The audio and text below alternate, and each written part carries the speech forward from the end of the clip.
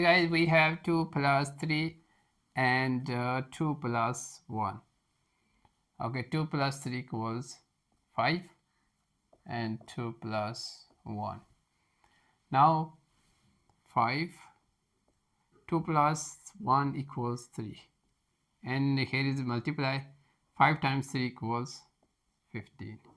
But this is not correct answer. Follow the order of operations. We use PEMDAS rule. Parentheses first and exponents, then multiplication and division and from left to right, and addition and subtraction from left to right. So inside the parentheses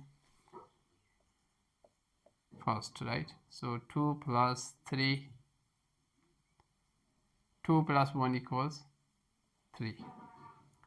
Now here is multiply. So multiply first. 2 plus 3 times 3 equals 9 and 2 plus 9 equals 11.